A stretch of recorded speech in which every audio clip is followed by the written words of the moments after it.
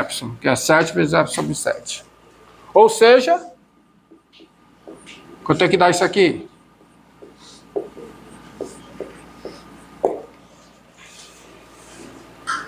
Viagem, né? É a primeira vez que eu vi também, é uma viagem isso aí. Mas é o que é, tá? É o que é. É a única forma que tem que provar essa, tá? Eu provei o quê? Eu provei que para todo epsilon positivo, escolhendo delta igual ao mínimo entre 1 e epsilon sobre 7, por conta desta conclusão anterior que eu tive, tá? Por conta desta conclusão anterior que eu tive, tá? Se eu escolhendo o delta dessa forma, o delta é positivo e vale esta implicação. X menos 3 menor do que delta implica o quê? X2 menos 9 menor do que epsilon. Então eu te pergunto, feito isso, eu te pergunto, vou ver se você entendeu o que eu fiz mesmo. Se eu quero que o quadrado de x menos 9 seja menor do que 14, ou seja, se eu quero que essa distância aqui, que o x2 esteja próximo de 9, de modo que o próximo tem que ser especificado, lembra? Tá? Se eu quero esta proximidade aqui, pergunto, o quão próximo de 3 eu devo ter escolher o x para que com certeza eu tenha isso aqui? X menos 3 tem que ser menor que o quê? 1. Porque quem é o epsilon aqui? 14. E essa demonstração diz, se eu pego o delta igual ao mínimo de 1 e 14 sobre 7, e que é o mínimo de 1 e 2, 1. Se eu tiver isso, essa implicação é verdadeira. Tá? Posso até botar o maior igual a 0 aqui. Esse maior igual a 0, já começo a colocar para você o seguinte, limite não tem a ver com substituição. O limite, aprenda uma coisa, vem para cá. O limite de f de x com x tendendo a p não depende do valor da função no ponto. Daqui a pouco, talvez na próxima aula, você vai ver que eu posso calcular o limite mesmo que a função não esteja definida no ponto. Mesmo que o ponto não pertença ao domínio da função. O limite, e eu vou falar uma frase aqui e vou insistir. O limite de uma função num ponto só depende dos valores da função numa vizinhança aberta e estrita deste ponto. Tá? De novo, o limite de uma função num ponto só depende dos valores dessa função numa vizinhança aberta e estrita deste ponto. O valor de uma função num ponto é irrelevante para o cálculo do limite. Vocês verão.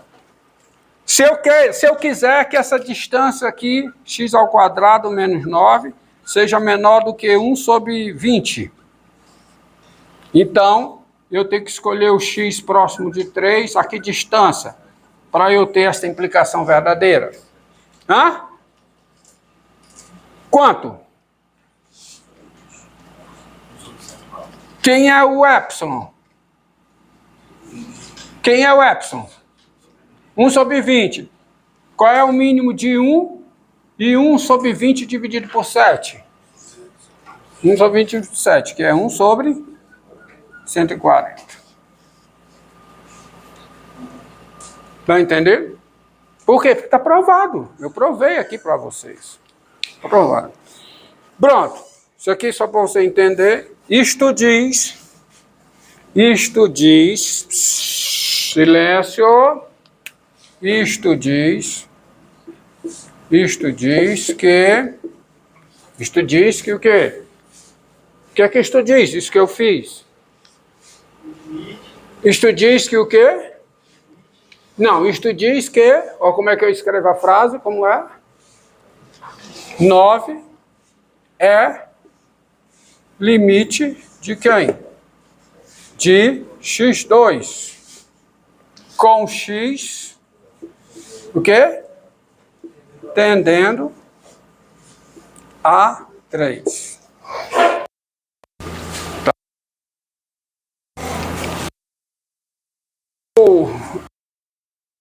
eu vou cruel. Vou pedir para vocês, vou dar um tempo, vou sair, vai valer uma provinha, uma nota de prova, já ajuda para a prova, tá? Pronto, eu quero que vocês provem, vou ter que sair e deixar vocês meia hora aqui, vocês tentando, tá? Você mostre que,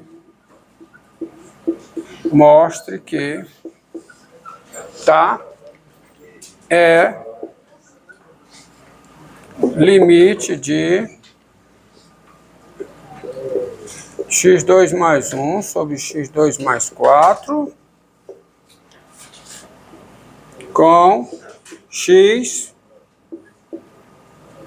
tendendo a 1. Bem, a intuição diz que quem é que deve ser o limite aqui? Quanto? Por quê? Porque a intuição me diz o seguinte, quando x está próximo de 1, x ao quadrado está próximo de 1, somado com 1 está próximo de 2, o denominador está próximo de quê? De 5. Portanto, a fração vai estar próxima de quê? 2 quintos. 2 sobre quinto não, cara, 2 quintos. 2 quintos. Então, prova isso aí. Não vou fazer isso com vocês, tá? Ninguém faz isso. Ninguém prova que esse limite aqui é 2 quintos, porque se você for provar por epsilon e delta, aí o trabalho vai ser cruel.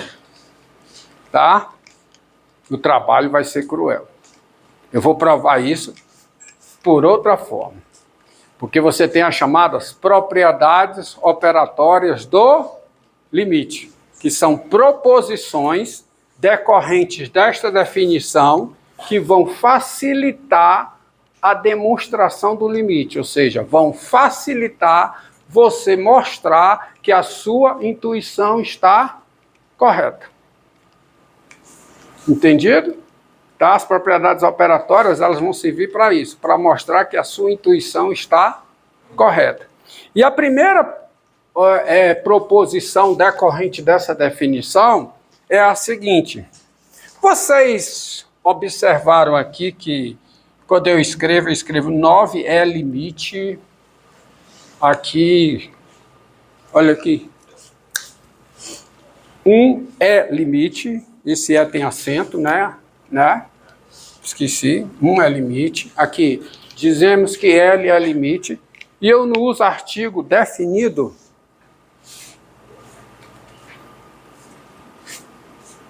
porque a definição, ela não diz nada sobre a unicidade.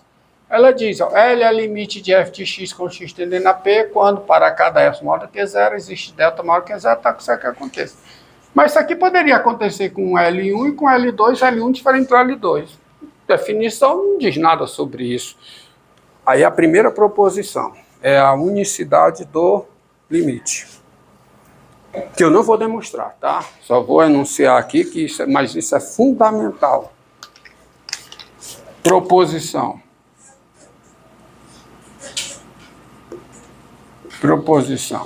Tá? Sejam f uma função, tá? P pertencente ao domínio de f, não. P é ponto de acumulação do domínio de f. E um ponto de acumulação, ele não precisa pertencer ao conjunto. Estão lembrados? Tá?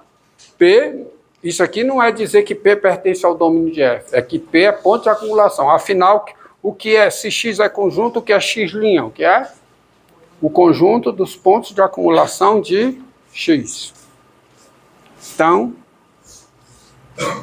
P, ponto de acumulação do domínio de f, e L1 e L2, números reais.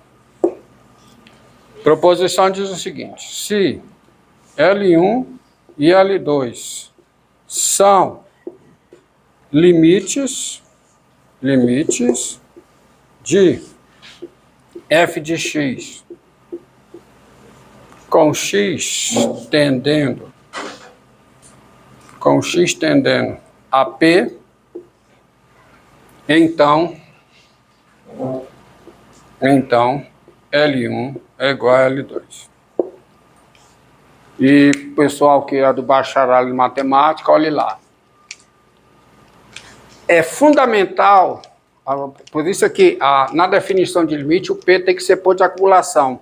Porque se o P não é ponto de acumulação, o limite não é único. Eu posso ter essa implicação verdadeira para números distintos, coisa que eu não quero. Eu quero a unicidade do limite. Então, é preciso que o ponto seja um ponto de acumulação. Observem nas notas. Isso é fundamental, tá? Ou seja, só se faz menção a limite de uma função num ponto quando o ponto é ponto de acumulação do domínio da função. Em outras palavras, quando eu posso me aproximar desse ponto dentro do domínio. Porque se eu não tiver isso, tá? Eu não tenho a unicidade do limite. Se eu não, essa definição aqui, tá? Se eu não colocar isso aqui, eu não tenho a unicidade do limite. Tá? Porque só da matemática aí é bom ver, atento, vai nas notas, eu não vou usar aqui porque eu quero começar a fazer conta com limite. Então, primeira coisa, tá? Tá aí? Daí, quer dizer, desta definição, daí, por causa disso, daí, sendo L o limite, agora eu posso usar artigo definido, porque eu sei que se tiver limite só tem um. Então, sendo, tá pegando aqui, garoto? Olha aqui, presta atenção, cara. Sendo L o limite de f de x com x tendendo a P, nós escrevemos a célebre igualdade, que é que vai perturbar vocês por muito tempo aqui. L é o quê?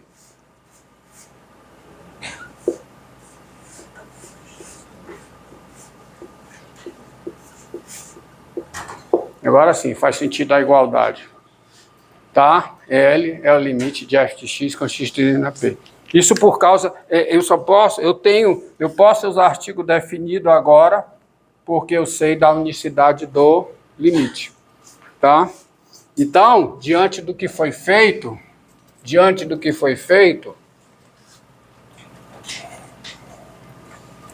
eu posso chegar e escrever assim: limite de quê? De x ao quadrado com x tendendo a 3, e lê-se como está aqui, ó. Limite de x ao quadrado com x tendendo a 3. Quanto eu provei que era quanto, hein?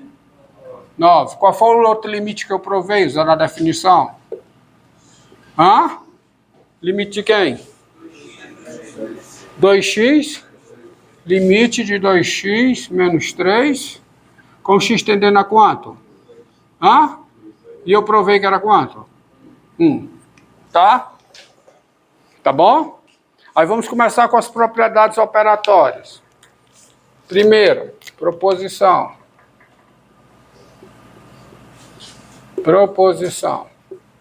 Tá? Limite dado P, tá? Dado P real e K real, limite de K com x tendendo a P é K. O que é que essa proposição diz? Diz que o limite de uma constante é a própria constante, o que é bem razoável, né? É razoável, tá? Vou só dar a proposição, a demonstração dessa, à luz do que está aqui, tá? Vou só dar a prova, ó. A prova é simples, ó. Dado e maior do que 0, olha aqui, ó.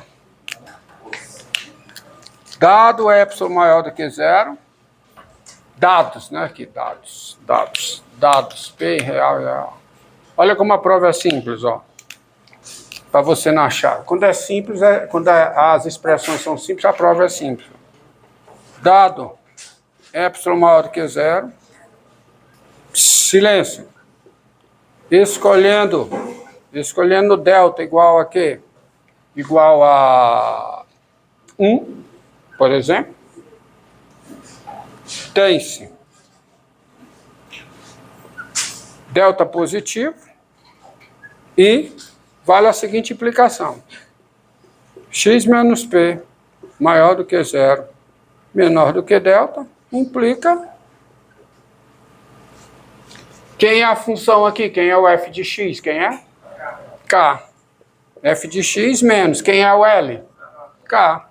Quanto é K menos K? Zero. K menos K é zero, é menor que epsilon. Isso vale se delta for 1, vale se delta for 2, não vale? Não vale? Se o delta for 2 também vale, não vale? A explicação é verdadeira.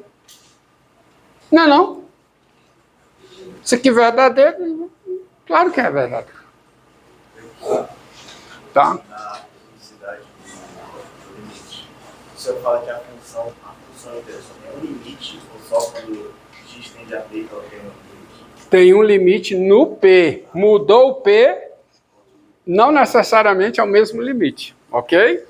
Tá certo? Como aqui. Qual é o limite de x2 com x tendendo a 5? 25. Tá? Aqui tá, ó. Se L1 e L2 são limites de f de x com x tendendo a P, então L1 é igual a L2. Então tá aí, ó. Ó, só uma coisa aqui, só um exercício aqui, já antes de eu apagar, olha. Esse delta, dado epsilon, o delta não necessariamente é único. Olha aqui, vamos fazer uma mudança aqui, ó. Se eu escolher aqui x menos 3 menor do que 2, vamos fazer um exercício aqui. Qual é a conclusão? Qual é? Menos 2 é menor que x menos 3, que é menor do que o quê? 2. Aí qual é a conclusão quando eu chego daqui para cá, para aparecer um x mais 3? Eu vou fazer o quê? 4 é menor do que x mais 3, que é menor que o quê? Hã? 8, é? 8? 8, é 8. É 8. Aí qual é a conclusão que eu chego aqui? Qual é? O que é 8? Aí dado o epsilon positivo, como é que eu tenho que escolher o delta diante dessa conta que eu fiz aqui? O mínimo entre o quê? 2, muito bem, 2. 2, é? 2. E o quê? Epsilon sobre 8. Que é outro delta. Mas vai funcionar, por quê? Porque se x menos 3 é menor do que delta, x menos 3 é o quê? Menor do que 2. Aqui é menor do que epsilon sobre 8. Aí o produto. Aí você vai ter o quê? O x mais 3 menor do que quem? Que 8, porque o x menos 3 é menor do que 2. Se o x menos 3 é menor do que 2, x mais 3 em módulo é menor do que 8. Aqui vai ficar o quê? Epsilon sobre 8. E aqui vai ficar o quê? Epsilon. Então não é função a relação entre o epsilon e o delta. Porque eu tenho que provar que para todo epsilon existe delta. Mas quando eu provo que existe, eu não estou provando que é.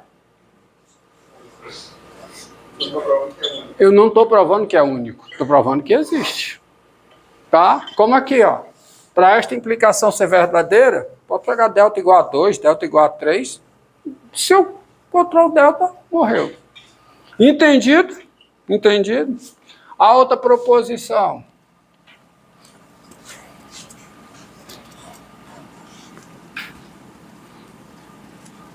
Proposição operatória. Tá? Ó, não vou demonstrar essa. Vamos parar, né? Porque estou usando muito tempo. E o cálculo não é só ficar calculando esses limitezinhos aqui. Apesar de que tudo que você faz no cálculo é calcular limite. Tudo que é feito no cálculo é calcular limite. Bota uma coisa isso na cabeça, tá? Tá certo? Derivada é limite, integral é limite, tudo é limite.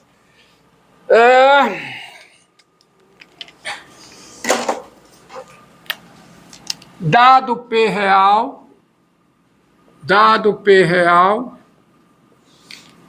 limite de x com x tendendo a P é igual a quê? P. Essa é mais fácil ainda. Porque dado epsilon, não vou nem fazer, mas se você me diga aqui, para a luz da para a definição aqui, para a função f de x igual a x. A função f de x igual a x. F de x igual a x. O L é P. Dado epsilon, como é que eu escolho o delta? Delta igual a epsilon. Não vou fazer nada. Está claro que é o delta igual a epsilon. Delta igual a epsilon funciona. Se eu pegar delta igual a epsilon sobre 2, também funciona. Não funciona? Então, provado. Tá? Vocês entenderam. Próxima proposição. Aí já começam as proposições mais operatórias. Proposição. Aí vamos andando. Agora a gente vai desenvolver, tá? Desde que eu não demonstre. Bom, só use. Sejam f e g funções P pertencente ao domínio de F, interseção domínio de G, P, ponto de acumulação da intersecção dos domínios, e L e M, dois números reais. Porque observe, se P é ponto de acumulação da intersecção dos dois domínios, P é ponto de acumulação de cada domínio. Por quê? Porque se eu posso me aproximar de P pela intersecção, eu posso me aproximar de P por cada um dos domínios. Uma coisa bem óbvia. Você tem um entendimento que é ponto de acumulação, você tem essa conclusão. Aí a proposição é o seguinte. Se L é limite de f de x com, aqui não, com x tendendo a P, e M é o limite de g de x com x tendendo a P, então o limite da soma existe, limite com x tendendo a P da soma de f mais g. Você sabe o que é a soma de duas funções, já foi definido aqui. Limite de f mais g aplicado em x com x tendendo a P é igual a quê? A soma dos limites, que é o limite de f de x mais g de x. Isso a intuição nos diz? Limite da soma é a soma dos limites. Se uma parcela se aproxima-se de um valor e a outra parcela aproxima-se de outro valor, a soma das duas aproxima-se da soma dos valores. Ou seja, esta proposição confirma o que a intuição nos diz. Tá? Tá bom? Ela confirma. Olhem nas notas que tem a demonstração. Tá? E a demonstração é feita, claro. Tem que usar o que? A definição. Não é a intuição. A demonstração é pela definição. Tá? Então, daí, gente, você já calcula mais limites. Ó. Se você admite isso como verdadeiro, você já faz contas como essa. Ó. Vou pegar um que está escrevendo melhor. Deu uma renovada nos pincéis, que estava tudo estragado. Daí, você tem o seguinte, ó. Vamos usar essas duas proposições para concluir, por exemplo, que o limite de x mais 3 com x tendendo a 5 é igual a quanto, hein? É igual, o limite da soma é a soma dos limites. Quanto é o limite da identidade? Qual é o limite da identidade? Quanto? Qual é o limite de 3? 3. Então, o limite da soma é a soma dos limites. Isso aqui dá quanto? 5 mais 3, que dá 8. Tá? Entendido? Aí você já começa a desenvolver. Estou treinando vocês porque, ó, você, enquanto, por exemplo, você é matemático, tá? Você vai passar durante muito tempo, estudando matemática, demonstrando. Mas chega uma hora, por exemplo, os matemáticos profissionais, eles usam muitas proposições que eles nunca demonstraram na vida. Alguém demonstrou para ele, o cara já demonstrou, porque eu vou demonstrar de novo? Eu vou usar, tá? Matemática se faz assim também. Você usa as proposições que os outros demonstraram. Algumas